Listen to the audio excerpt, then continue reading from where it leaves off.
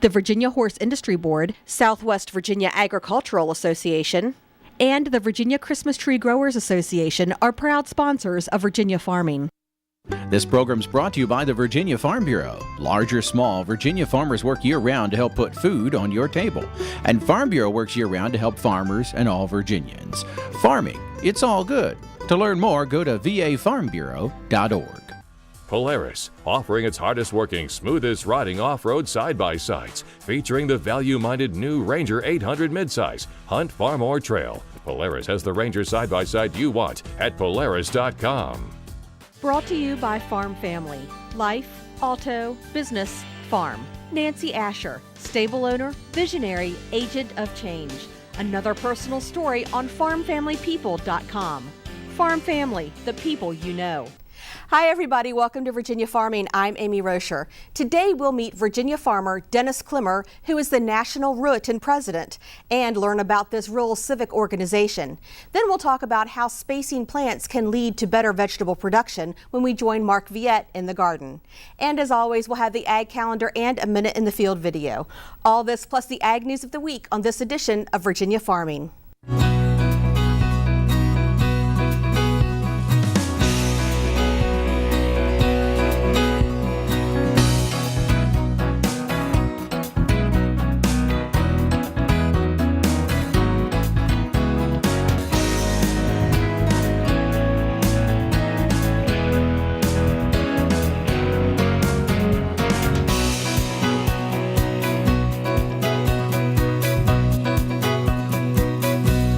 A sea of blue jackets recently descended on Blacksburg when the Virginia FFA convention rolled into town. We were there for opening day.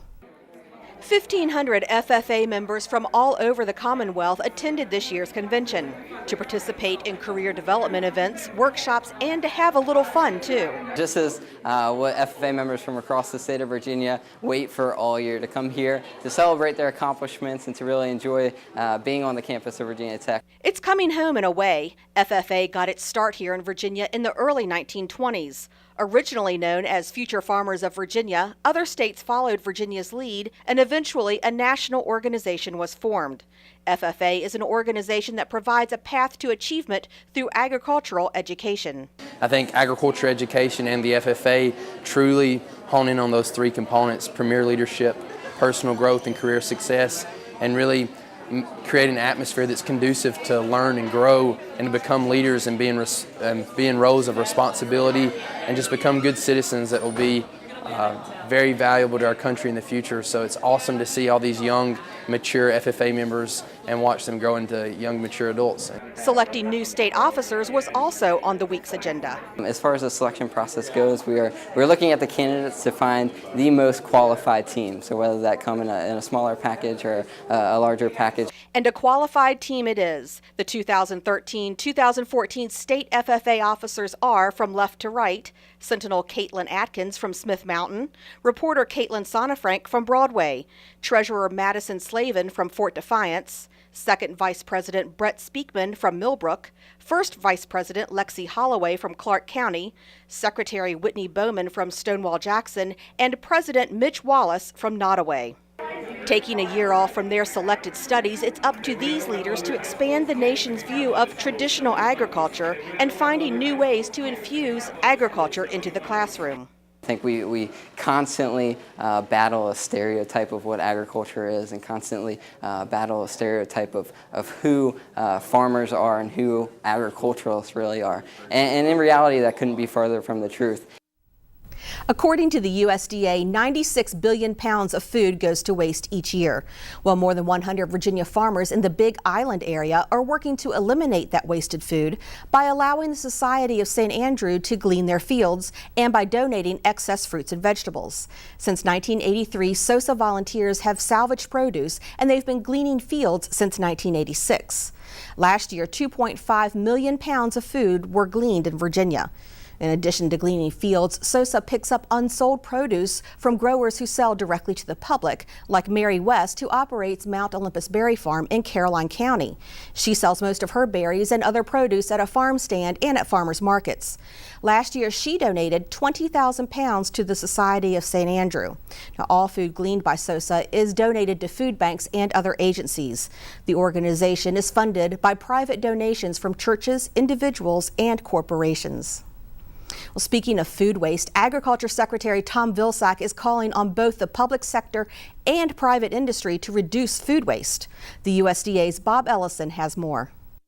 Calling on Americans to reduce, recover, and recycle food waste, Agriculture Secretary Tom Vilsack announced that USDA would be working to keep good food from being thrown away. We're going to develop a nationwide social media campaign with our partners to focus on precisely what the use by date and the sell by date means so that folks don't discard food prematurely. We're going to continue to use our social media to develop a new food storage application that will give people up-to-date information on how and best to store food and what constitutes safe or unsafe food. We're going to work with our school lunch program to reduce food waste in our schools, and we're going to look for ways in which we can increase donations of imported fresh produce that, for whatever reason, don't meet our marketing order standards.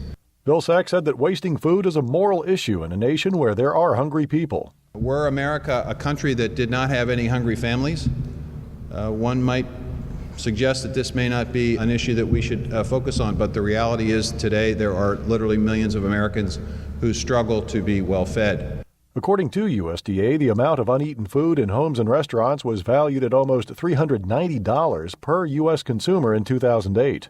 Part of this is thinking about portion sizes initially, then secondly, understanding precisely what the food safety rules are so that you're not discarding food that would otherwise be healthy and nutritious for your family. Vilsack called for programs that would do things like getting unsold food to the hungry and composting inedible food that would otherwise go to landfills. In Washington, D.C., for the U.S. Department of Agriculture, I'm Bob Ellison. Thank you, Bob. One way for farmers to eliminate waste and get the most out of their produce is to use a facility like Homegrown Virginia. It's a full-service processing operation in Farmville. Homegrown Virginia works with Virginia growers and food producers by creating commercial products for retail sale.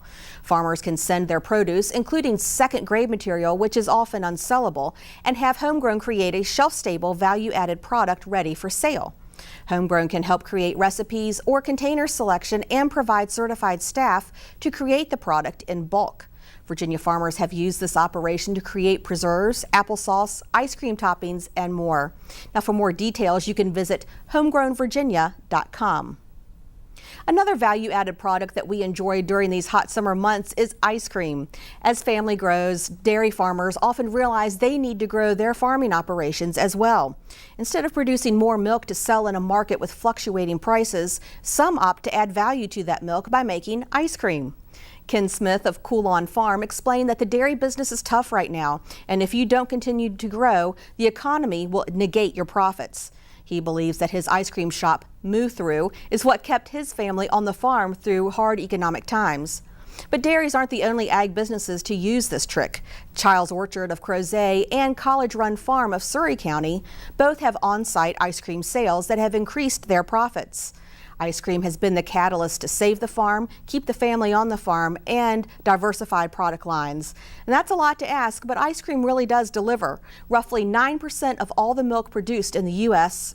by U.S. dairy farmers is used to produce ice cream, contributing significantly to the nation's dairy industry.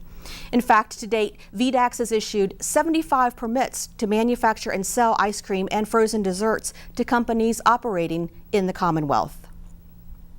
Well, Ruritan is a national civic organization with rural roots. In fact, it began right here in Virginia.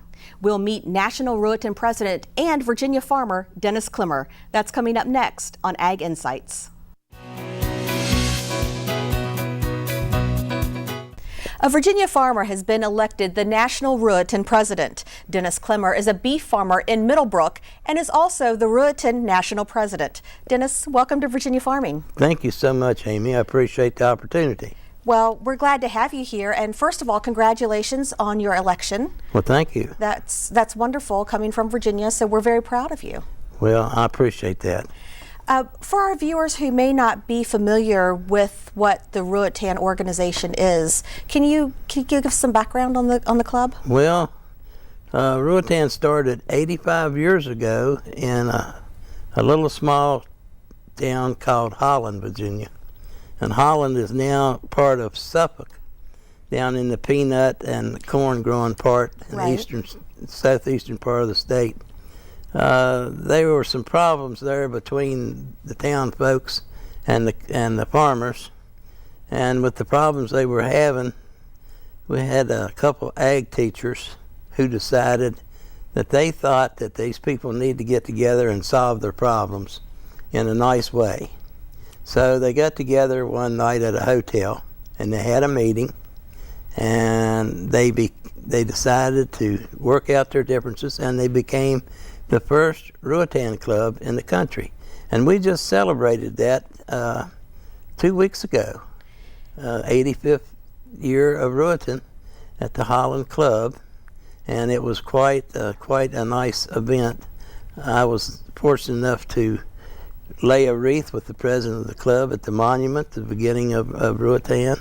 Had a nice parade and a nice banquet, and that's how it got started. And of course, nobody knew that it was going to grow into a national organization and take off with a bang. It took a few years. They've got a few neighborhoods beside them, started having clubs, and now today we're in 26 states. We're as far west as Nebraska and Colorado and Iowa, and we have, as of yesterday, 29,418 members in over 1,000 clubs. And it's amazing that the work that has been done since 85 years ago, the inception, people have worked together through fellowship, goodwill, and the community service that these clubs do to bring their communities closer together and to solve the problems in each community. Right, and that kind of brings me to my next question. So there's different clubs throughout the state, throughout the country. Right. But what do these clubs do individually? Because they do focus on a lot of the rural areas. Each individual club is responsible for its community and the needs of its community, and if they see there's a need in their community, they're responsible to take care of the need. That's where we're a lot different than anybody else. And of course, we're a national organization, not an international organization. So all the money that the club makes is then in turn put back into that community to help solve the problems. I had the opportunity a few years ago to visit a club in West Virginia, and I asked this old gentleman, why in the world did you become a member of this club? And he said, we didn't have any telephones back here. And I joined this club, and the first thing you know, we got together and we had telephone service. He said there's places didn't have electricity, and because of Ruritan, they now had electricity. He said this was an era where Ruritan really done a lot of good, but now the focus is a little different because everybody has the basics. But nowadays we have to focus in on other needs in the community. We give a lot of scholarships away to a lot of kids that are going off to school. We help a lot of people who are sick, and we help pay doctor bills. We help, if a family gets burned out, of course, we try to help them get back on their feet. And probably the first person in a rural area that somebody sees after a fire would probably be a Ruritan member bringing them a check so that they can survive until everything gets started with insurance and that sort of thing. So it's amazing the work they do. The blood drives are phenomenal. We're just involved in just about every aspect of life there is out in a rural community. Well, it's a wonderful organization, and I grew up around it my whole life. And we were expected to help as youngsters, and I know that the West Rockingham Club here in Rockingham County, they've even started a high school a young teen program. Right, Ruritan. Right. And the Ruritan. And I think that's amazing. It gives these kids a self of community service and the taste of what a civic organization is really all about. And I think that's really important. I think a lot of our kids are missing out on that today. I agree with you wholeheartedly that children do not have the opportunities probably that I had growing up in a rural community. Back when I grew up, everybody was a part of everything. And today, it's not quite like that. So we have to give them the opportunity to serve. And even though if they do not grow up to be a Ruritan member and they go off to school, hopefully they come home, they'll rejoin the Ruritans. But if not, maybe they'll belong to another good civic organization that will do good in their community. Exactly. Well, I wanted to bring up the point that you were the first national president elected from Virginia since 1969. No, in the Valley. In the Valley. Okay. Here in the Valley. Since 1969. Right. That's still quite an honor. Tell us about your role. What is your role as national president? I stay real busy lately writing articles for publications that Ruritan puts out and the magazine, and every month I try to send out something to our zone governors. We're set up kind of like the American government, you might say. We have our clubs, and then we have zones, then we have districts, and then the districts make up Ruritan National. So we have different levels, and in each one of these levels we have officers.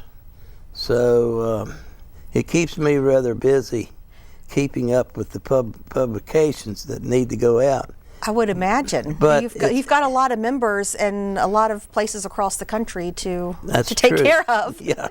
Well, you know, with 1,000 clubs and 29,414 members, it's a great responsibility. But the nice part about it is this organization is pretty self-sufficient. The people that are in the organization, in the clubs, are real self-sufficient right. people. The individual clubs seem to run themselves very real well. And we, of course, we have training available, and we're just getting ready for our summer leadership conference at the College of Dublin, Virginia. For the lieutenant governors from all over the country will be there, and we're getting ready for that. But actually, I guess what I really do is I'm sort of the face of Ruritan at the moment. And I go to different areas, different things that are going on that they want Ruritan represented. And you can't make them all. You do what you can do when you can. You can't do it all. I've been going to some anniversaries, and it's amazing to go to anniversaries where these clubs are 50, 60, 75 years old and hear of all the accomplishments that they've made in their communities. I would dare say what the tax base would be in a lot of counties without Ruritan. Just for instance, in Rockingham County here in Augusta County, where I come from, is just county south of Rockingham, we have a great conglomerate of clubs here, probably more so than probably any place you'll find in the country. Those two counties probably have 50, 60 clubs in the two counties. Every community seems to have one, with ball fields being operated all the time, chicken barbecues, something going on. You can go somewhere every weekend and get a good meal for a little bit of nothing, where people are raising money to help somebody. Exactly. And they do so much for our communities. I think it's a great program. But the one thing I wanted to ask you is that farmers are really busy people, and this organization was started with in mind of having 1/3 farmers, 1/3 business professionals, and 1/3, say, blue-collar workers, right, to bring everybody in the community together. But farmers do not have the luxury of having a 9-to-5 job. True. What do you say to farmers to get them involved in Ruritan? How can they do it? Well, over the years, I've been fortunate enough to probably bring in 70-some members into the organization. And the first thing I hear is, I don't have time. And, you know, I agree with them. They don't have time. I didn't have time. But you make time. The good Lord only gives us 24 hours a day. But we have to learn how to multitask. We have to learn how to take the time that we have and use it to the best of our ability. And I don't know of a greater organization that we can take our time and serve our communities than we can in Ruritan. And once I usually explain that to these folks, they usually sign up, because then they realize that we don't want people that have all the time in the world. We only want the best people. We want the people who know what to do and to get the job done, and doesn't take all day to do it. It's a really great organization, and I congratulate you again, and really glad that you could join us today, and wish you best of luck in everything that you have to do for this year. I know you're going to be busy. Well, I asked for it, I got it, right? That's right, absolutely, you sure did. Thank you so much, Dennis, appreciate it. Thank you, appreciate it. We'll be right back. When planting vegetables, bunching them up is fine, but spacing plants out can yield more produce. With tips, here's Mark Viette. I used to jam all my vegetable plants right close together. You know, I thought I was conserving space. But one of the things that I found is by spacing plants farther apart, I had a higher per square foot yield than jamming them close together. So on my tomatoes here, I found it's better to plant less, but plant them 5 feet apart in between in the row, and maybe as much as 6 feet apart between the rows. I may have a third of the plants or half the plants than I normally would have, but the total end production was far better. Spacing my squash plants here really gives greater production over a longer period of time. Not only that, I have left room for another 5 plants for a later crop that'll get me production maybe an extra 2 or 3 months down the road. The other thing you might want to consider is, depending on where the sun comes from, you really want to have the lower plants in the foreground, and if you're planting things like corn, you'll plant them in the background of where the sun is, so the sun pretty much can hit all of your plants throughout the day.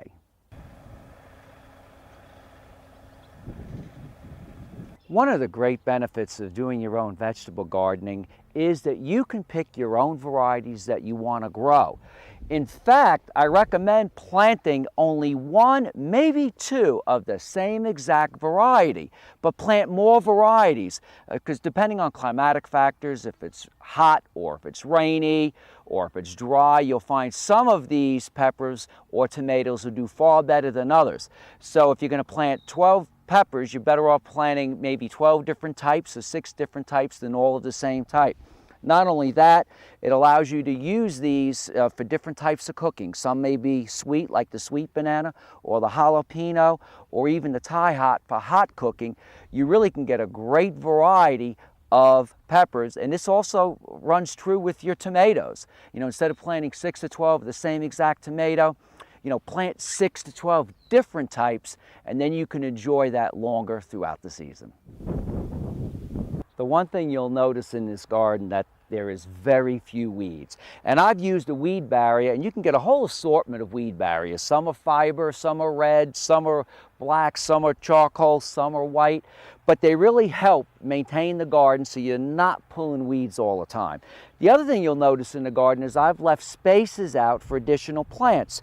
I have not planted all my plants yet. So here is another pepper and a tomato that I'll put in for an extra late season. You know, the greatest thing about vegetable gardening is you can enjoy your very first tomato. I'm Mark Viette. Join me next time in the garden.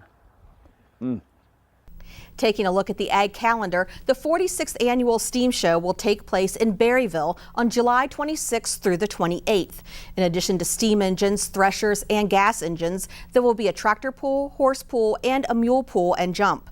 The event is full of music, food, and fun activities for the whole family. For more information, visit svsgea.com. That does it for our show. Have a great week, everyone. I'm Amy Rocher for Virginia Farming.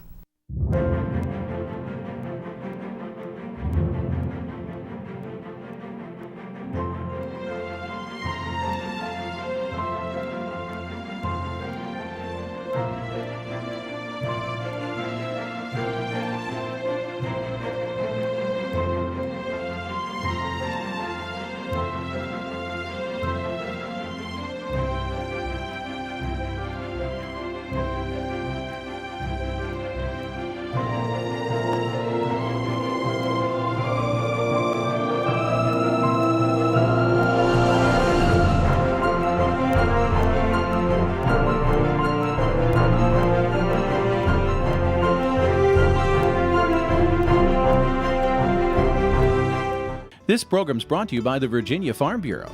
From apples to zucchini, Virginia farmers work hard to put food on your table. And Farm Bureau works year-round to help farmers and all Virginians. Farming, it's all good. To learn more, go to vafarmbureau.org. Polaris, offering its hardest working, smoothest riding off-road ATVs, led by the rugged, more powerful Sportsman 850 HO. Hunt, farm, or trail. Polaris has the Sportsman ATV you want at Polaris.com. Brought to you by Farm Family. Life, auto, business, farm. Steve Morse, fruit grower, distiller, entrepreneur. Another personal story on farmfamilypeople.com. Farm Family, the people you know.